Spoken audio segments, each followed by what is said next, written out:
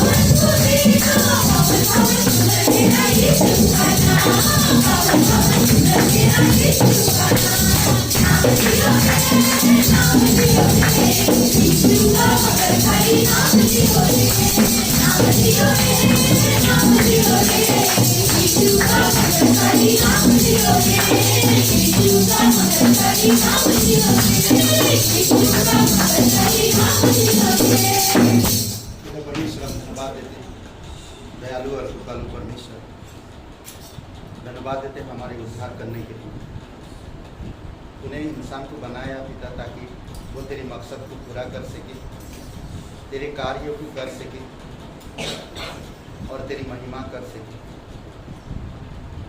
धन्यवाद देते प्रभु यीशु, हमें तेरी शिक्षा में, हमें तेरे सिद्धांतों में, हमें तेरी मार्ग में अगुवाई करना। हम अपनी दिमाग के अनुसार नहीं बल्कि तेरी आत्मा के अनुसार चल सके और तेरी आत्मा के अनुसार तेरी महिमा कर सके, सोच विचार कर सके। धन्यवाद देते प्रभु यीशु, तेरे प्रेम, तेरी शांति और तेरे अनुग्रह को हम प्राप्त कर सके और उसमें बढ़ सके पिता। धन्यवाद देते प्रभु यीशु। जय जय राम यीशु नाम गाऊं मैं सुबह शाम। जय जय राम यीशु नाम गाऊं मैं सुबह शाम। जय जय राम यीशु नाम गाऊं मैं सुबह शाम।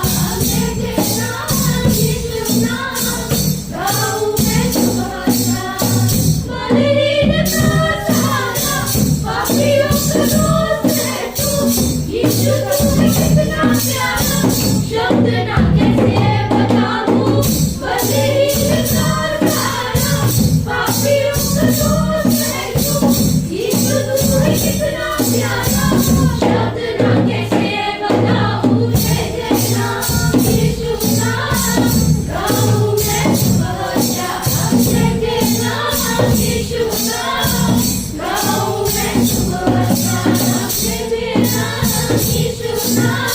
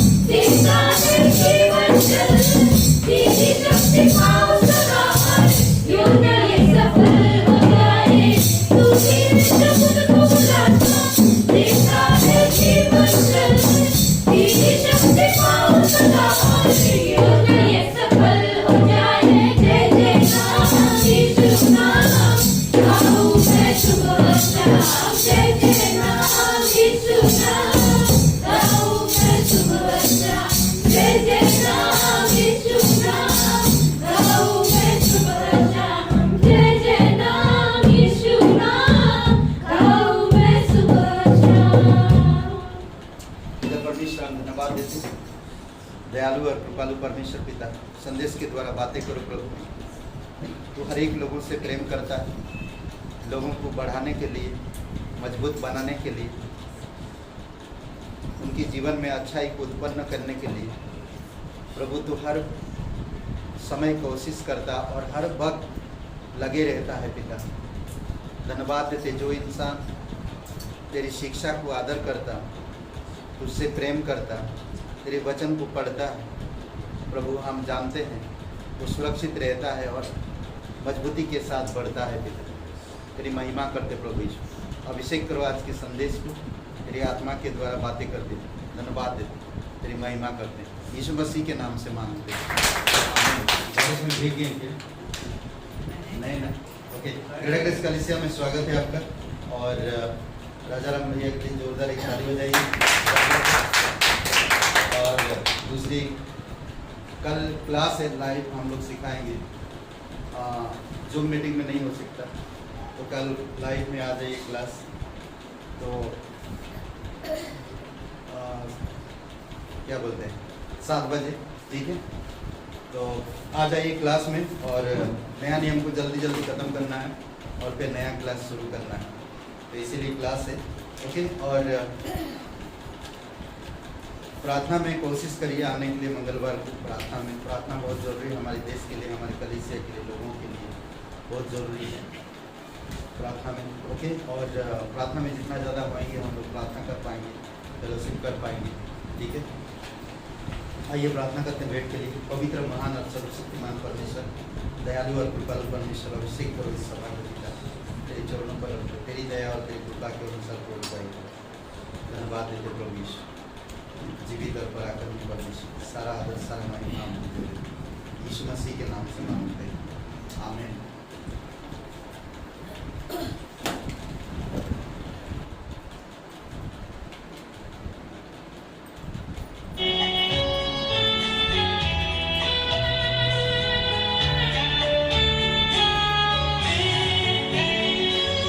बादलों पर मेरा यीशु आने वाला है,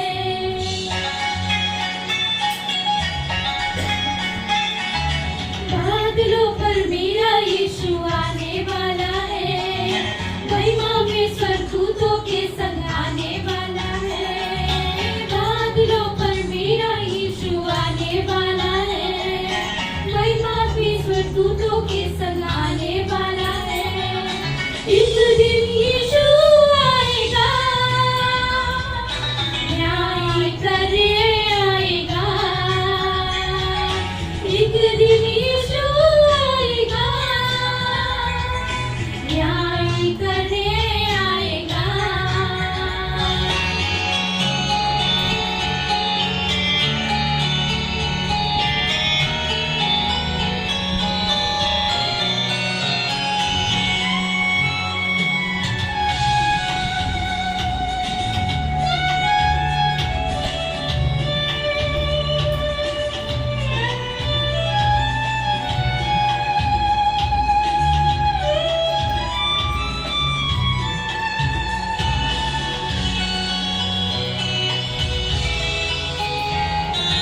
तेरी सेवा तेरा दिखावा काम ना आएगी, ये सब दुनियादारी तेरे साथ न जाएगी।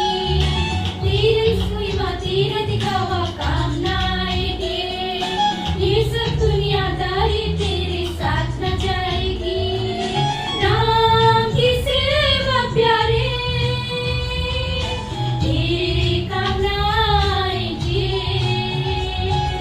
नाम की सेवा प्यारे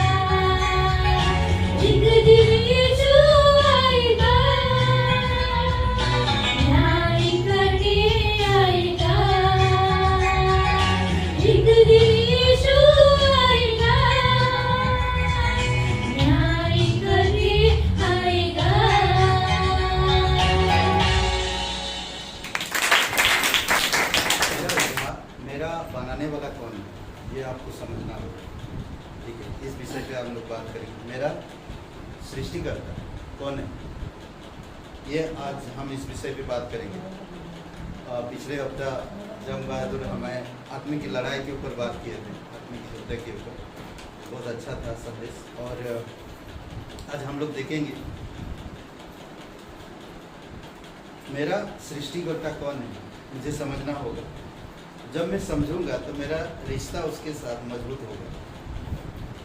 नहीं, अगर मैं समझूंगा नहीं, सृष्टिकर्ता का मैं होगा सृष्टिकर्ता है, सबका सृष्टिकर्ता हो, पर मेरा पर्सनल, मेरा सृष्टिकर्ता ना, सबका सृष्टिकर्ता तो है परमेश्वर, पर क्या आप जानते हैं कि आपका भी सृष्टिकर्ता वही है? ठीक है, आइए प्रार्थना करते हैं। पवित्र, महान और सर्वशक्तिमान परमेश्वर पिता, हम धन्यवाद देते हैं और आपकी महिमा करते हैं आज का दिन के लिए, इस समय के लिए। प्रभु यीशु, तेरी दया और तेरी कृपा के अनुसार लोग बैठ स्वर्ग पृथ्वी बनाने वाला प्रभु, धन्यवाद देते हैं यीशु मसीह के नाम से मांगते, आमीन। ओके, उत्पत्ति का 2 अध्याय और वचन 7 में कहता है कि तब यहोवा परमेश्वर ने आदम को भूमि की मिट्टी से रचा और उसके नथनों में जीवन का श्वास फूंक दिया और आदम जीवित प्राणी बन गया। समझ रहे हैं? आदम जीवित प्राणी बन गया। तो इसलिए बहुत जरूरी आपको मुझे जानना कि परमेश्वर ही है जो इंसान को बनाया, परमेश्वर ही है जो इंसान से प्यार करता है, और परमेश्वर अपनी स्वरूप, अपनी समानता में बनाया। इस वचन को हम बाइबल में प्रकट किस तरह से करता है, ठीक है, किस तरह से बाइबल प्रकट करता है। परमेश्वर ने मनुष्य की सृष्टि की, मनुष्य में से उसमें से एक मैं भी आता हूँ, वो मेरा भी सृष्टि की। बहुत सारे लोग अलग अलग धारणा देते हैं ना, विकासवाद, आस्तिकवाद, नास्तिकवाद, कई सारे लोग अलग अलग जो धर्म है, रीति रिवाज है, परंपराएं हैं, अलग अलग धारणा से सृष्टिकर्ता को जानते हैं, अलग अलग चीज़ों से, अलग अलग सिद्धांतों से। बट बाइबल के बारे में हम क्या कहते हैं, बाइबल किस तरह से सृष्टिकर्ता को प्रकट करता और सृष्टिकर्ता हमारा कैसे वो हम सभी लोगों को बनाया, उसके ऊपर हम लोग थोड़ा ध्यान देंगे। ठीक है, कोई भी चीज़ परमेश्वर मनुष्य की सृष्टि किया, कोई भी मनुष्य अचानक नहीं आया, कोई मनुष्य अचानक आया, परमेश्वर उसको प्लानिंग के हिसाब से, प्लानिंग से इंसान को बनाया और सोच समझ कर बनाया। ऐसा नहीं कि बना दिया छोड़ दिया, नहीं, सोच समझ कर बनाया, प्लानिंग के साथ। समझ रहे? दूसरी बात, अलौकिक बनाया। आदम को पृथ्वी की मिट्टी से और हवा को आदम से बनाया गया। इंसान को, आदमी को मिट्टी से परमेश्वर ने बनाया और हवा को आदम की, मतलब आदमी से बनाया, आदमी की एक पसली से स्त्री को बनाया। ये अलौकिक, असाधारण, कोई साधारण चीज नहीं है। आपका जो बनाने वाला कोई साधारण चीज नहीं बनाया, अलौकिक। समझ रहे हैं? असाधारण, कोई साधारण नहीं। दूसरी बात, तीसरी बात हम देखते हैं, एक विशेष काम के द्वारा उसमें जीवन का श्वास फूंका। सिर्फ जीवित ही नहीं, जीवित ही जीवन दे सकता है। क्या कह रहा? एक विशेष काम के द्वारा उसमें जीवन का श्वास फूंका। ओके, सिर्फ जीवन ही जीवन दे सकता है। समझ रहे? इसीलिए वो जीवन का श्वास फूंका, वही जीवन फिर जीवन पैदा करेगा आगे। समझ रहे? परमेश्वर सारे सृष्टि को कह दिया, पर आदम के अंदर उसने जीवन का श्वास फूंका और वो जीवित प्राणी हुआ। और हम देखते हैं चौथे अध्याय 1 में, जब आदम हवा के पास गया तो हवा गर्भवती होकर एक पुत्र को जन्म दिया, जीवन आया। समझ रहे? जीवन आया। मुझे लगता है कि परमेश्वर प्यार कर रहा था उन लोगों से, बहुत अच्छा संगति था, परमेश्वर के साथ बैठ रहे हैं, उठ रहे हैं, बातचीत कर रहे हैं, परमेश्वर ने काम सौंपा उनको, वही चीज कर रहे हैं, सब चीजें। पर परमेश्वर से अलगाव हो गया बीच में। ऐसा क्या हुआ जो अलगाव हो गया? आज्ञा ना मानकर, ना आज्ञा तोड़कर अलगाव हो गया परमेश्वर से। जब अलगाव हो गया तो वो लोग, मुझे लगता है ऐसा आदम और हवा सोचे होंगे कि हमारा लाइफ अब खत्म, परमेश्वर के साथ हमारा जीवन चलता, बट अब परमेश्वर नहीं है तो हमारा जीवन कैसे होगा? जब उनका पहला पुत्र उत्पन्न हुआ तो मुझे लगता हवा यही सोच के कह रहा कि परमेश्वर की कृपा दृष्टि मुझ पर, परमेश्वर की कृपा हुआ और मुझे एक बालक दिया। यानी कि परमेश्वर हमें बनाया और उसकी कृपा और दया हमारे साथ है। समझ रहे हैं? यशायाह 42 और वचन 5 में देखिए किस तरह से बता रहा है ये वचन, ठीक है? उत्पत्ति का 2:7 से जुड़ा हुआ ये वचन है जो आपको समझाएगा कि परमेश्वर किस तरह से बनाए। देखिए 42 और 5 में, यहोवा परमेश्वर जिसने आकाश को सृजा और उसे ताना है, जिसने पृथ्वी को और उसकी उपज को फैलाया है, जो उस पर के लोगों को श्वास, हाँ, उस पर चलने फिरने वाले आत्मा देता है। अद्भुत है नहीं? ये परमेश्वर है जो खुद बनाया उन्हें, सब चीजें उनके लिए उपलब्ध कराया और खुद कह रहा कि उनमें खुद श्वास डाले, यानी कि वो आत्मा जो चलता फिरता। अगर वो आत्मा नहीं है तो चलेगा फिरेगा नहीं, डेढ़ बड़ी की तरह पड़ा रहेगा नहीं। जब मिट्टी से बनाया आदम को तो कैसा था? श्वास फूंकने से पहले कैसा था? डेढ़ बड़ी की तरह पड़ा हुआ, डेढ़ बड़ी, कुछ नहीं, मिट्टी का पुतला था, कुछ नहीं था उसमें। जब परमेश्वर ने श्वास फूंका तो उसके अंदर आत्मा पाया और वो जीवित प्राणी बन गया। दानियल का 5 और वचन 23 में, यहाँ पर राजा नम्र नहीं होता,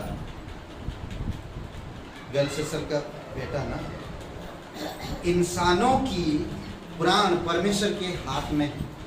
किसकी? इंसानों की प्राण परमेश्वर के हाथ में है। समझ रहे हैं? और इंसानों की मार्ग वो अच्छी तरह से जानता है। वो जिस परमेश्वर ने सृष्टि किया उस परमेश्वर को महिमा नहीं दिया, उस परमेश्वर के सामने नम्र नहीं हुआ। तब दानियल उसको बता रहा कि जो परमेश्वर के, जो तेरा प्राण परमेश्वर के हाथ में, तू उसको तुच्छ जाना, तू उसको त्याग दिया, तो उसको महिमा नहीं दिया। समझ रहे? यानी कि परमेश्वर में हमारी आत्मा, परमेश्वर की मुट्ठी में हमारी आत्मा है, प्राण है। तो इसीलिए, और हमारी मार्ग वो अच्छी तरह से जानता है, हमारी जीवन की मार्ग, हमारी मृत्यु की मार्ग, हमारी अनंत की मार्ग, सब कुछ वो जानता है अच्छी तरह से। समझ रहे? कभी कभी हमारी बच्चों के बारे में हम सोचते हैं, हमारी माता पिता के बारे में सोचते हैं, वो हमारे बारे में, फ्यूचर के बारे में नहीं जानते। भले हम उनके साथ बेटा का संबंध है या बेटी का संबंध है या परिवार का एक सदस्य हूँ, बट वो लोग मेरे फ्यूचर के बारे में नहीं जानते। बट परमेश्वर जो हमें बनाया वो हमारी फ्यूचर, हमारी जीवन की मार्ग को अच्छी तरह से जानता है, और वही हमारे अंदर क्या? आत्मा डाला, उसी के हाथ में हमारी प्राण। अद्भुत है नहीं? सोचिए आपका प्राण किसी के हाथ में, तो आप क्या करेंगे?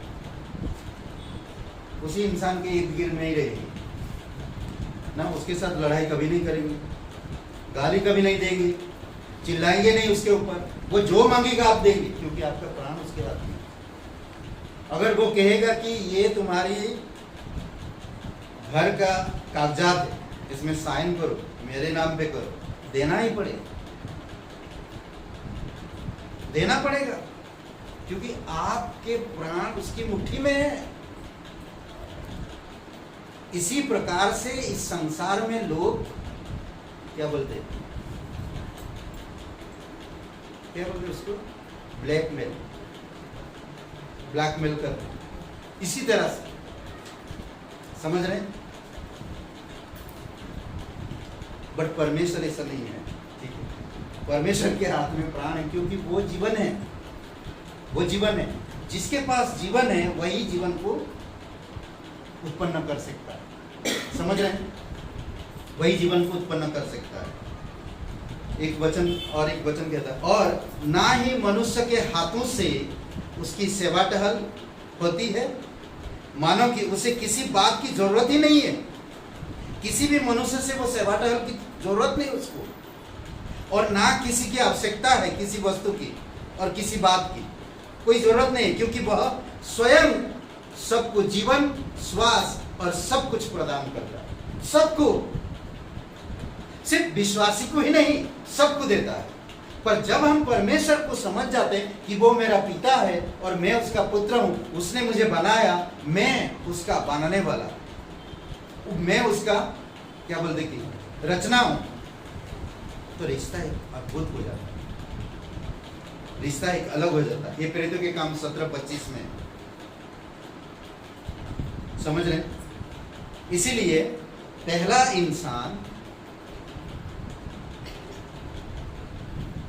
इंसान जो था, पहला आदम जीवित प्राणी बना, और अंतिम आदम यीशु जीवनदायक आत्मा बना। इसीलिए आज जब हम यीशु मसीह पर विश्वास करते हैं, आज हम प्राणी नहीं, जीवनदायक आत्मा हो। आप किसी के पास जाते हो और पवित्र आत्मा अगुवाई किया कि आप उसको सुसमाचार के बारे में बताओ, तो क्या आप बांट रहे हो? जीवन बांट रहे,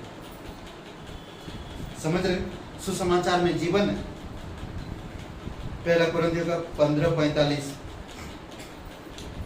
यूहन्ना का पहला अध्याय 3 और 4 वचन में सब कुछ उसके द्वारा उत्पन्न हुआ, और जो कुछ उत्पन्न हुआ है उनमें से कुछ भी उसके बिना उत्पन्न नहीं हुआ। उनमें जीवन था और वह जीवन मनुष्य की ज्योति। उसमें जीवन था, तभी तो वो जीवन को उत्पन्न कर पाया। अगर उसके पास जीवन ना होता तो वो जीवन को उत्पन्न नहीं कर पाता। तो इसीलिए बहुत जरूरी है आपको मुझे समझना, उत्पत्ति के पहले अध्याय वस्तुओं की सृष्टि का एक सामान्य वर्ण देता है, सामान्य वर्ण, जहां परमेश्वर के लिए एलोहिम शब्द का इस्तेमाल हुआ, प्रयोग हुआ, एलोहिम। और दूसरे अध्याय में हम देखते हैं कि प्रभु शब्द का, यानी कि यहोवा शब्द का इस्तेमाल हुआ। ठीक है, ये दो शब्द में आपको एलोहिम का मतलब और यहोवा का मतलब प्रभु, यानी कि सर्वसत्ता, सर्व सामर्थ्य, सर्व जगह मौजूद रहने वाला। एलोहिम हम एक ही वचन नहीं है, बहुवचन, यानी कि पिता, पुत्र, पवित्र आत्मा साथ में सृष्टि में। ओके, परमेश्वर को यहोवा यानी कि प्रभु दर्शाया गया है दूसरे अध्याय में, जिसने छठे दिन के काम और आदम की सृष्टि की। वे एक दूसरे के विपरीत नहीं बल्कि पूरक है, विपरीत नहीं है, एक पूरक है। पवित्र बाइबल गवाही देता है, किस तरह से देखिए, आदम हवा सच में व्यक्ति थे या नहीं? क्या बोलते हैं, सच में व्यक्ति थे आदम और हवा? थे, सच में थे? मुझे नहीं लगता है सच में। क्या बोलते हैं आप? हाँ, सच में थे। देखते हैं हम लोग सच में थी क्या नहीं। अगर सच में व्यक्ति थे तो उत्पत्ति के 4 अध्याय वचन 1 में आदम उसकी पत्नी हवा के पास गया, तब हवा गर्भवती हुई और कैन को जन्म देकर उसने कहा, मैंने यहोवा की यहोवा से एक बालक पाया है ना। और हम सेम बात देखते हैं 5वां अध्याय वचन 5 में, वही चीज आदम की यहां पर देखते हैं। आदम की कुल आयु के बारे में ना, कुल आयु के बारे में देख रहे हैं। वहां पर देख रहे हैं जन्म दे रहा, यानी कि जीवन आ रहा। जो परमेश्वर ने कहा था, जिस तरह से परमेश्वर ने कहा था कि मैं इसके अंदर जो श्वास फूंक रहा वही बार बार आएगा, बढ़ते जाएंगे। उसी प्रकार बहुत सारे बातें हैं यहाँ पर जो पति पत्नी का भी दर्शन दिया, संबंध के बारे में दर्शन दिया, बताया। और फिर उत्पन्न होना, एक बालक उत्पन्न हुआ और वो आदम की तरह दिखा, हवा की तरह दिखा, कलर उनका था, चेहरा उनका था, विचार उनका था, वैसे सब चीजें थी। यानी कि परमेश्वर जो करता है, परफेक्ट करता है। और वचन 5 में कहता है, वचन 5 अध्याय का 5 में, आदम की कुल आयु 930 वर्ष की हुई, तब वह मर गया। 930 वर्ष की जिया, उसके बाद फिर मर गया। आदम के जाने के बाद क्या इंसान खत्म हो गए? नहीं, इंसान बढ़ा ना, जीवन बढ़ा। परमेश्वर आदम और हवा पाप करने के बाद जीवन को नष्ट नहीं किया, बल्कि जीवन को जारी रखा। यीशु मसीह का वंशावली में अगर देखेंगे तो कैसे देखेंगे? इस तरह से लूका का 3 अध्याय वचन 38 में, जो एनस का, जो सेत का, जो आदम का और परमेश्वर का पुत्र है। 3 पीढ़ी को दर्शा रहा है यहाँ पर। एनोस, सेत, आदम का वंशावली। आदम को किसने बनाया? परमेश्वर। और किसका बेटा था यीशु मसीह? परमेश्वर। जीनियोलॉजी आया, मतलब कि वंशावली आया है, वंशावली जुड़ा हुआ है, परंतु पवित्र आत्मा की सामर्थ्य से यीशु का जन्म हुआ। समझ रहे? उसमें पति पत्नी के संबंध का कोई वास्ता नहीं था, बल्कि परमेश्वर का, पवित्र आत्मा का सामर्थ्य था। चलिए देखते हैं आदम में मरना। हम सब आदम में मरते हैं। आदम मरा, पीढ़ी से पीढ़ी दर पीढ़ी हर कोई मरा। पर जब यीशु आया, यीशु में जीवन था, जीवनदायक आत्मा बना, तो जब यीशु में हम मरेंगे नहीं। समझ रहे हैं? आदम में हम मरेंगे, पर यीशु में कोई मरेगा नहीं, और मरेगा भी तभी वो जिएगा, क्योंकि वचन कहता है। समझ रहे हैं? रोमियो का 5:14 में कहता, मृत्यु ने आदम से लेकर मूसा तक शासन किया, उन पर भी जिन्होंने आदम के अपराध के समान पाप नहीं किया था, उन पर भी शासन किया। जो आदम के समान पाप नहीं किया था, वो लोग भी मरे। यानी कि वो विश्वासी जो परमेश्वर यहोवा पर भरोसा रखते थे, अब्राहिम मरा, मूसा मरा, यीशु मरा, सब मरे, यूसुफ मरा, सब मरे। समझ रहे हैं? अपराध के समान पाप नहीं किया था। आदम उनका प्रतीक था जो आने वाला था। आदम उनका प्रतीक था जो आने वाला था। इसीलिए 1 कुरिन्थियों का 15:22 में कहता, जिस प्रकार आदम में सब मरते हैं, उसी प्रकार मसीह में सब जिलाए जाए। अद्भुत है नहीं? परमेश्वर ने बनाया, परमेश्वर हमारे अंदर जीवन का श्वास फूका, हम परमेश्वर के अलगाव हुए, हम मर रहे हैं। परमेश्वर बनाया इसीलिए कि हम मरे नहीं। तो क्या परमेश्वर की आत्मा जो जीवन का श्वास फूका वो मरेगा? नहीं, वो अमर है। पर अगर हम परमेश्वर की इच्छा अनुसार नहीं चलते तो वो जरूर एक दिन हमेशा के लिए परमेश्वर से अलग हो जाएगा, यानी कि नरक में चला जाएगा। वचन 45 में कहता है इस प्रकार, उसी अध्याय का 1 कुरिन्थियों का 15:45, इसीलिए पहला आदम जीवित प्राणी बना और दूसरा आदम यानी कि यीशु मसीह जीवनदायक आत्मा है। आज जो कोई भी यीशु मसीह में है उनमें जीवन का आत्मा है, समझ रहे, जो परमेश्वर की ओर से। पहला तीमुथियुस का 2 अध्याय 13-14 वचन में कहता कि क्योंकि आदम पहले और हवा बाद में बनाई गई, आदम बहकावे में ना आया परंतु स्त्री अधिक बहकावे में आकर अपराधिनी हुई। ओके, कई बार होता है कि हम लोग जीवन और मृत्यु का भेद को नहीं सकते समझ नहीं पाते। इसी कारण से हम जीवन को समझ नहीं पाते और ना मृत्यु को समझ पाते। लोग आज देखेंगे कैसे कहते, मरने के बाद देखा जाएगा। अरे यार ये सब बातें छोड़ो, फालतू का बात। लोग ऐसा बातें करते हैं। लोग कभी ज्ञान की बातें, जीवन की बातें, मृत्यु की बातें नहीं करते। अरे शुभ शुभ बोलो बोलो, आप में एक दिन मरेंगे हम लोग, ये 100%, ये गारंटी है कि मरेंगे एक दिन। बट मरने के बाद क्या आप परमेश्वर के साथ आपका सहभागी होगा या नहीं? क्या मरने के बाद आग की झील में आप तड़पोगे? तो आज डिसाइड करना है कि हम क्या करना है। जीवन के बारे में बातचीत करेंगे तो लोग कान बंद करते हैं। मृत्यु के बारे में अरे शुभ शुभ बोलो, ये सब बातें ना करो, मरने वाले नहीं। बस कितने लोग मर जाते कहीं, देख एक बस 12 घंटे में कितने लोग मरेंगे एक्सीडेंट में। किसने सोचा था? कोई सोचा था? नहीं। अब लोग लापरवाही के बारे में सोचते हैं। उसको कौन है दोषी, उसको निकालो, बस रोड पे उनको निकालो, खोज निकालो, उनका जांच पड़ताल करो, फिर जेल में डालो। अरे कभी भी कहीं भी मृत्यु कुछ भी आ सकता है, नहीं मालूम। बट इसीलिए हमें जीवन को समझना, जो श्वास परमेश्वर ने आपके अंदर डाला, क्या वो परमेश्वर की अनुग्रह को आप समझ पा रहे हैं? क्या उस परमेश्वर के साथ आप रिश्ता रख रहे हो? क्या वो परमेश्वर आपका उद्धार करता, आपका सृष्टि करता, आपका रचनाकार है? आप जानते हो?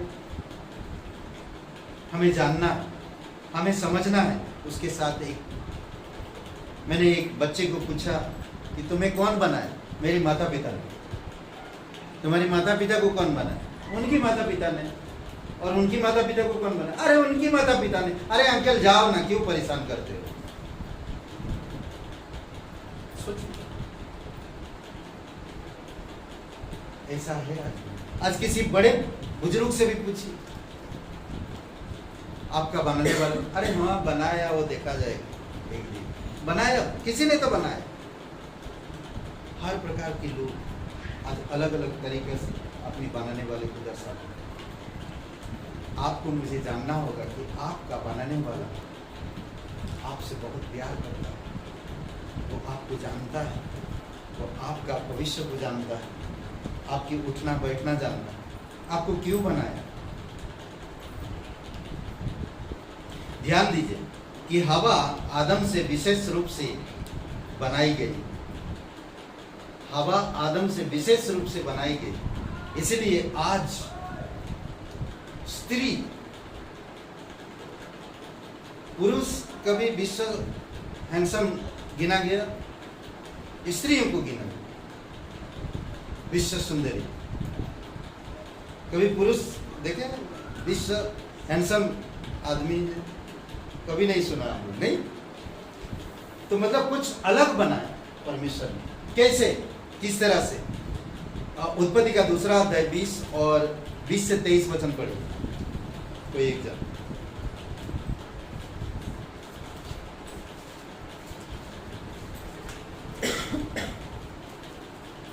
उत्पत्ति 2 अध्याय 20 से 23 पढ़िए, कोई जोर से।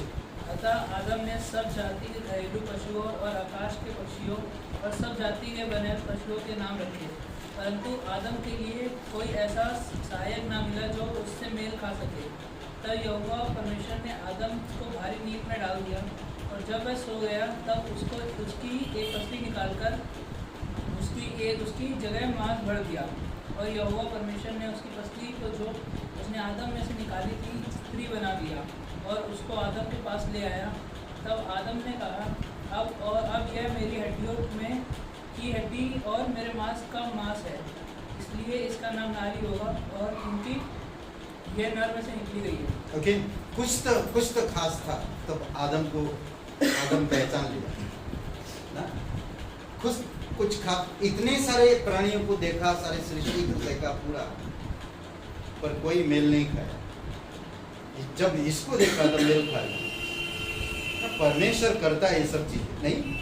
मनुष्य की सृष्टि उद्देश्यहीन नहीं, परंतु उद्देश्य पूर्ण थी।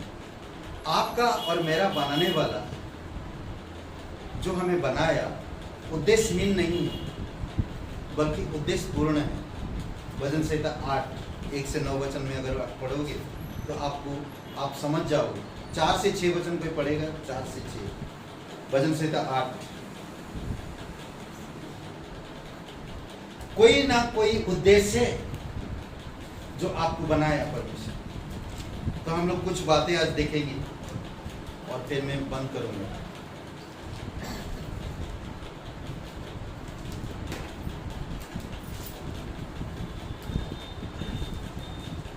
पलटिए जल्दी जल्दी, भजन संहिता है, इतना दूर भी नहीं जाना, बीच में ही पटाख करके निकाल सके।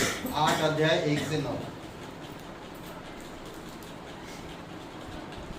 8 1 to 9 नहीं है, भजन संहिता 8 नहीं है, तो पढ़िए कोई।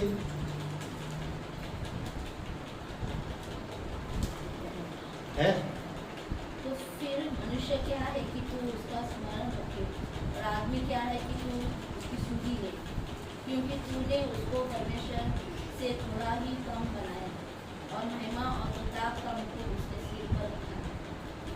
तूने उसे अपने हाथों के कार्यों पर प्रभुता दी, तूने उसके पाँव तले सब कुछ कर दिया है।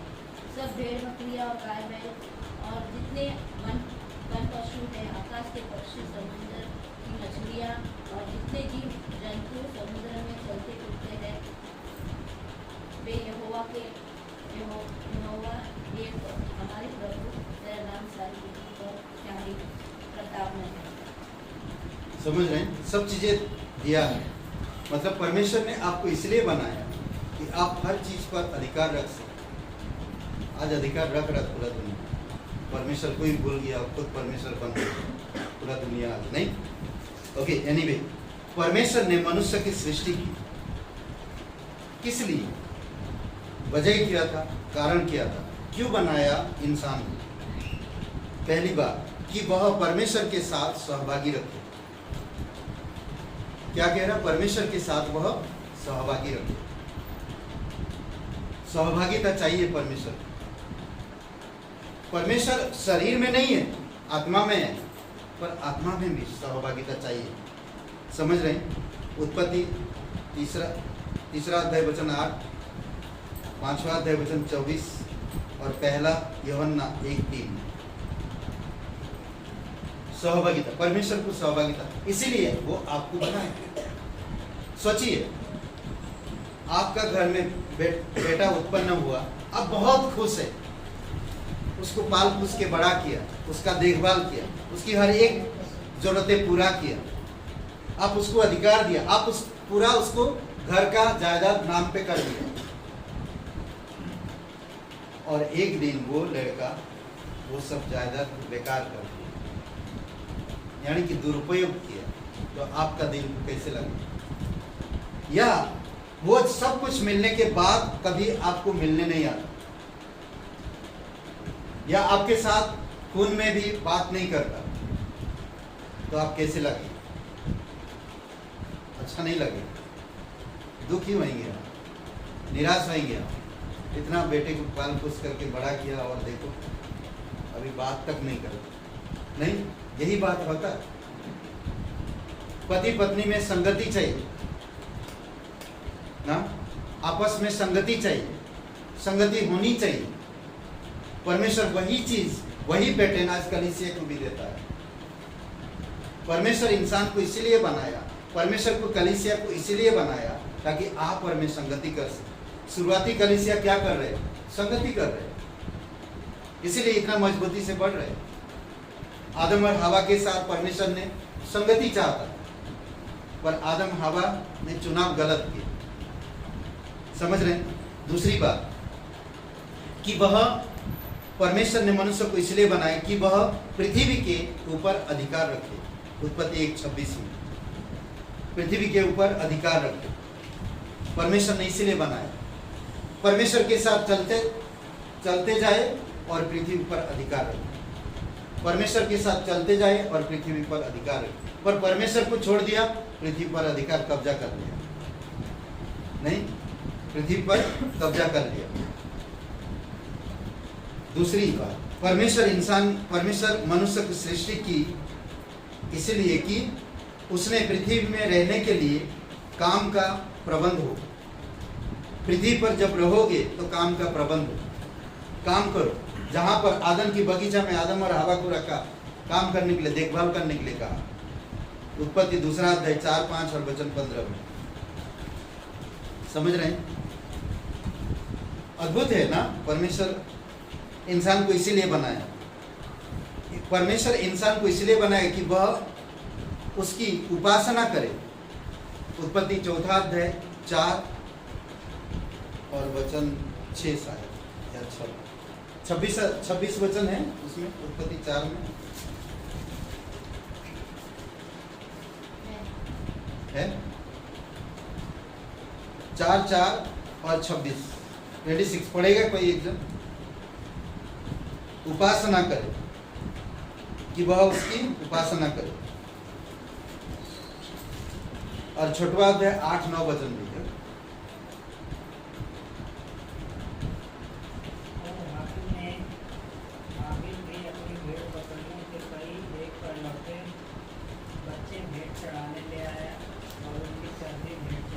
ओके, तो उपासना करे यानी कि वर्शिप करना और भेंट चढ़ाना, परमेश्वर को देना, अर्पण करना, कि वो हमें परख सके, हमें जांच सके कि हमारा दिल कैसा, हमारा मन कैसा, क्या हम उसके साथ सिद्धता में हैं, पवित्रता में है या नहीं। समझ रहे हैं? और 6 अध्याय 8-9 वचन में परमेश्वर ने मनुष्य को इसलिए बनाया कि वह उनकी महिमा करे, कि वह उसकी महिमा करे। इंसान परमेश्वर की महिमा करे, इसीलिए बनाया। महिमा दे, पूर्ण रूप से महिमा दे। बहुत सारे आज परमेश्वर को महिमा नहीं देते।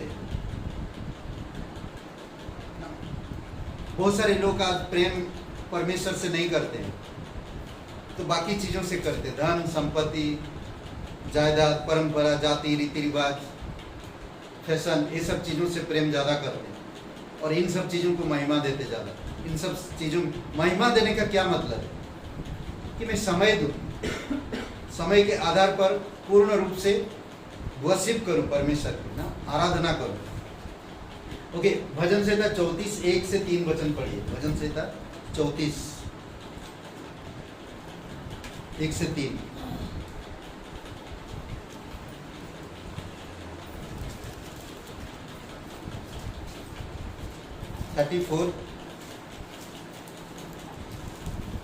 मैं हर समय यहोवा को धन्य कहा करूँगा, उसकी स्तुति निरंतर मेरे मुख से होती रहेगी। मैं यहोवा पर घमंड करूँगा, नम्र लोग यह सुनकर आनंदित होंगे। मेरे साथ यहोवा की बड़ाई करो और आओ हम मिलकर उसके नाम की स्तुति करें। वो मेरा बनाने वाला, मैं उसके साथ संगति करूं ना, मैं उसके साथ महिमा, धन्यवाद करूं, निवेदन करूं, उसकी नाम का जय जयकार करूं, लोगों के बीच में जहां कहीं जाऊं, हर समय। प्रकाशित वाक्य 5:13 में भी परमेश्वर मनुष्य को इसीलिए बनाया कि वह परमेश्वर के स्वरूप में हो, उसके स्वरूप में हो। स्वरूप का मतलब जानते हैं? उत्पत्ति का 1:26 और 27 वचन।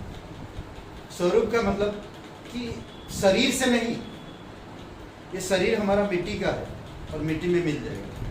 नैतिकता और आत्मिकता में हम उसके जैसा हो, उसके स्वरूप में हो। समझ रहे हैं? मनुष्य को परमेश्वर के स्वरूप में सृजा। इसका क्या मतलब है? जब हम कहते हैं कि परमेश्वर ने मनुष्य को अपनी समानता और स्वरूप में बनाया, उत्पत्ति 1:26 और 27 में बनाया, इसका अर्थ यह नहीं कि परमेश्वर की शारीरिक देह है। कभी कभी इंसान सोचता, अरे परमेश्वर की समानता स्वरूप, तो यानी कि परमेश्वर का शरीर भी है। परमेश्वर का कोई शरीर नहीं है। यीशु मसीह जब इस धरती पर था उतना ही था, बस। समझ रहे हैं? परमेश्वर आत्मा है, यूहन्ना 4:23-24 वचन में। परंतु मनुष्य को परमेश्वर ने नैतिक और आत्मिक समानता में बनाया और उसी समानता में आने के लिए कहता, वो पवित्र तो आप भी पवित्र हो ना। वो नैतिक है, वो क्षमाशील है, प्रेमी है, झगड़ा नहीं करता, लड़ाई नहीं करता, क्रोध नहीं होता, निंदा नहीं करता। ये सब चीजों में हम ढलना चाहिए। समझ रहे हैं? इसीलिए मनुष्य परमेश्वर की सृष्टि होने के स्वभाव से किसी ना किसी रूप में परमेश्वर को प्रकट करता है। यानी कि वो हमारा सृष्टिकर्ता हमें अपनी समानता और स्वरूप में बनाया। समानता सब नैतिकता और आत्मिकता। नैतिकता का मतलब जानते हैं, अच्छे आचरण, स्वभाव, चरित्र, गुण, लोग तारीफ करते हैं ना, उसी प्रकार। और आत्मिकता, पवित्र, निर्दोष, धर्मी। तो इस तरह से हम बढ़ते जाए। बहुत मुश्किल है, पर पहले वैसे थे आप, पहले हम वैसे थे। अभी कुछ बातें मैं बताऊंगा जो परमेश्वर ने आपको किस तरह से बनाया। इसमें एक चीज हम देख सकते हैं, आज हर एक इंसान कहीं ना कहीं किसी ना किसी आराधना करता है, महिमा देता है। क्यों? क्योंकि उसमें परमेश्वर की समानता या स्वरूप है। इसी कारण से, क्योंकि परमेश्वर इंसान को क्यों बनाया? उसका संगति करने, उसका उपासना करने, उसकी साथ उसकी महिमा देने, इसलिए बनाया परमेश्वर ने। आज वही इंसान कर रहा, ढूंढ रहा, कहीं ना कहीं कर रहा। परमेश्वर के स्वरूप में कई मुख्य विचार शामिल है। परमेश्वर के स्वरूप में कई मुख्य विचार शामिल है। पहला, मनुष्य भी एक आत्मिक व्यक्ति है जो शरीर में रहता है। यह शारीरिक देह ठीक है, उत्पत्ति 1:31 में। यह शारीरिक देह ठीक है, परंतु परमेश्वर के साथ सही संबंध रखने के लिए एक आत्मिक और महिमान्वित देह की आवश्यकता है। शरीर ठीक है, आत्मा बसा है, हम आत्मिक बनाए गए हैं। समझ रहे हैं? परंतु क्या कह रहा? परमेश्वर के साथ एक संबंध रखने के लिए आत्मिक और महिमान्वित देह की जरूरत है, जिसका उद्धार हुआ। समझ रहे? जिसका उद्धार हुआ। पहला कुरिन्थियों का 15:42 से 45।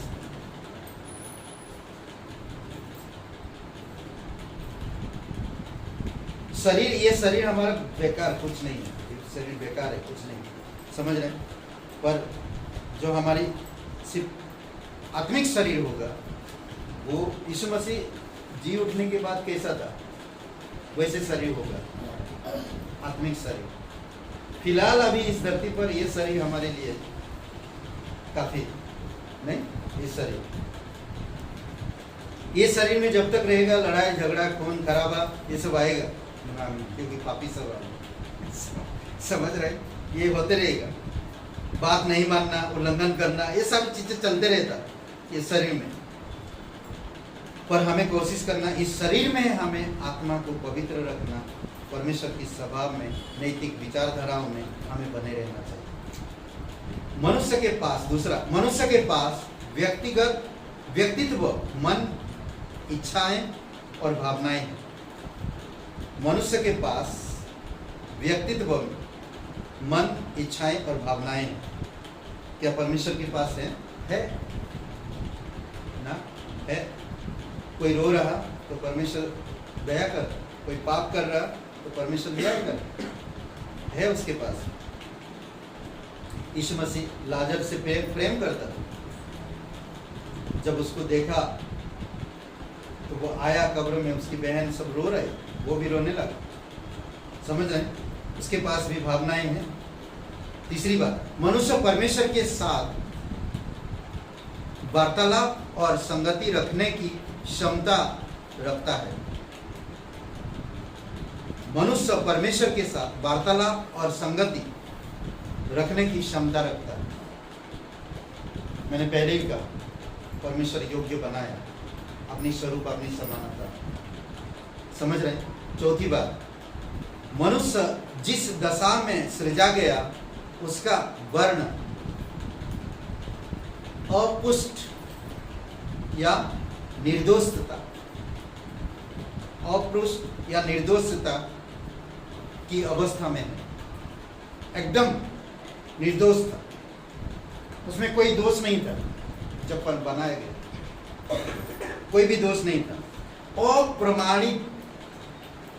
अप्रमाणित कोई उस पर, क्या बोलते हैं, प्रमाणित का मतलब क्या? अप्रमाणित, कोई प्रमाण नहीं था। समझ रहे हैं? और पवित्रता की अवस्था में जब बनाया गया था। इस प्रकार आदम और हवा को भला और बुरा चुनने की क्षमता रखने की योग्य रचा, चुनने की क्षमता दिया। चुनाव करो ना, अच्छे और बुरे का चुनाव की क्षमता भी दिया था। परमेश्वर के प्रति आज्ञाकारी या उसकी अवहेलना कर सकते थे ना। परमेश्वर की बात को मानना या ना मानना, ये आप चुन सकते थे। कोई अगर आपको बताया सुसमाचार के बारे में, यकीन करना या नहीं करना, वो आपकी मर्जी। चुनाव दिया था। इसी चुनने की शक्ति में ही पाप की एंट्री हो गई। समझ रहे हैं? चुनने की इसी शक्ति में, चुनने की शक्ति में ही पाप की एंट्री हो गया। आज भी हम लोग जो चुनते हैं, सोचिए, कई बार होता है हमारी घर परिस्थितियों को देखकर हम लोग कलीसिया का दिन, प्रार्थना समय का दिन, बाइबल स्कूल का दिन, संगति का दिन हम चुनाव करते हैं घर परिवार। तो होता क्या? नतीजा उल्टा हो। समझ रहे? परंतु परमेश्वर की सारी सृष्टि महिमावान थी, मतलब महिमावान थी। और परमेश्वर ने कहा, क्या कहा था? सारी सृष्टि को बनाया जब, क्या कहा?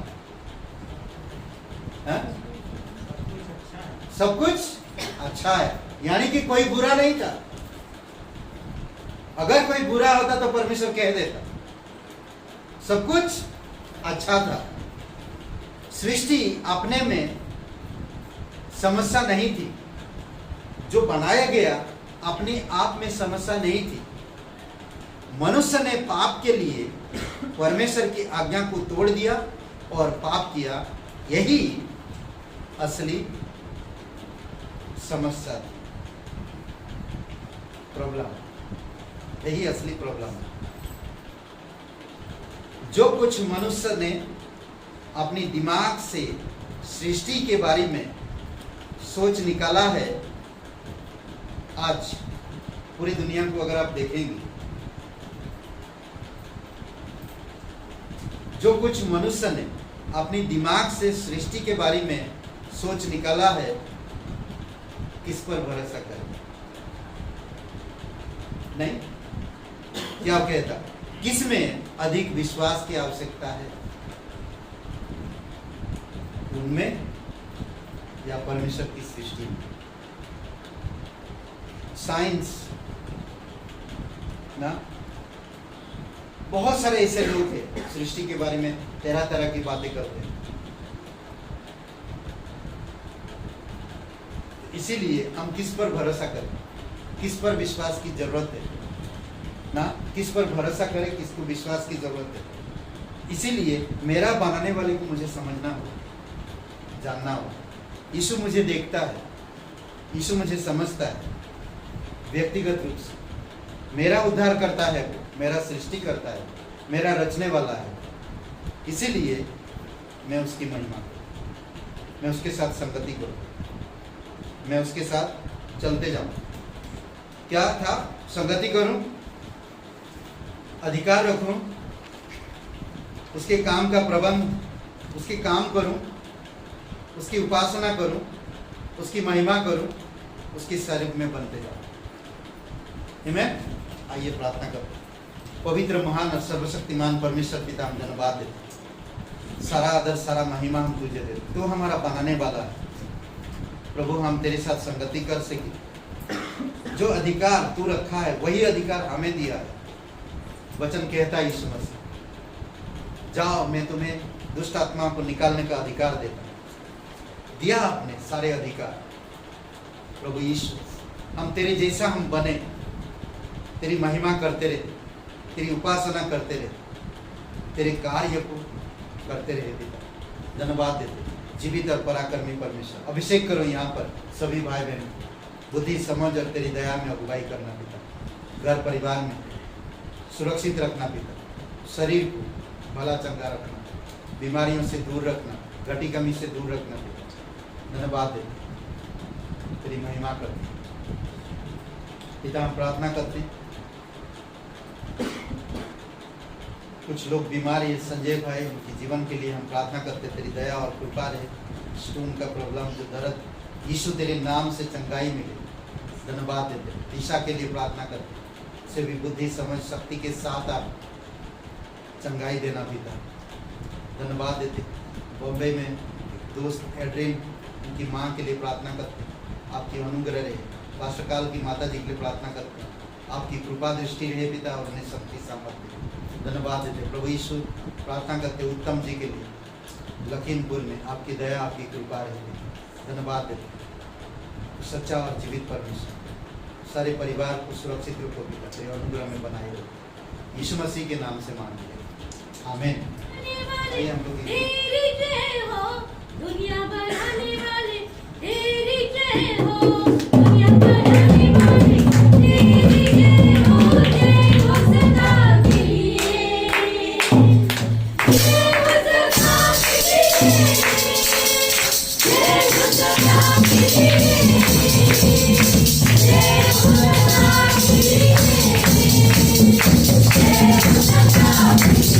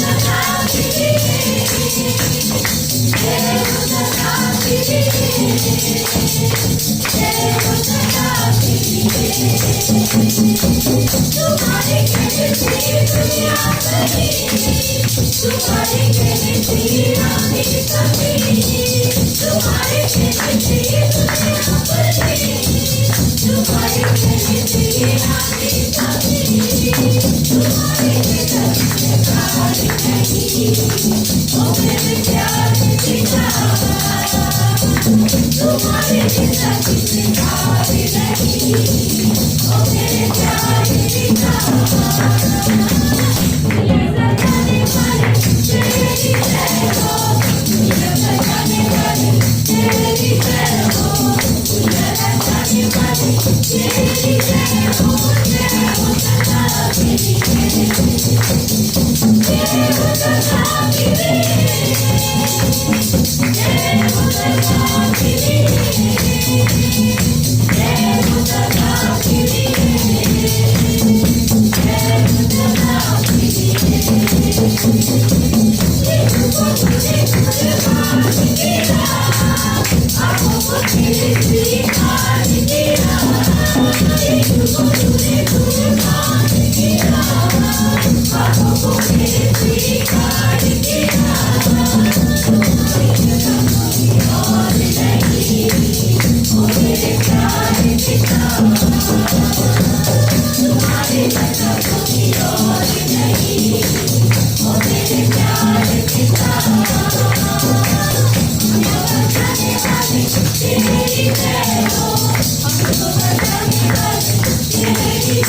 हो हमको लौटाने वाले तेरी जय हो सदा तेरी जय हो सदा तेरी जय हो सदा तेरी जय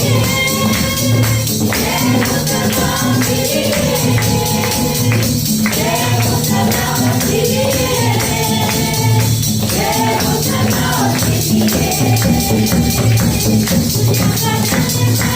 तेरी जय हो दुनिया बनाने वाली तेरी जय हो दुनिया बनाने वाली तेरी जय हो सदा तेरी जय हो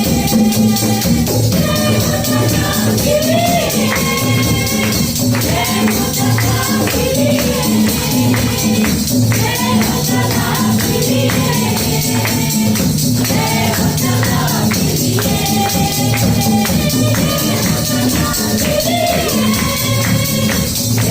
सदा तेरी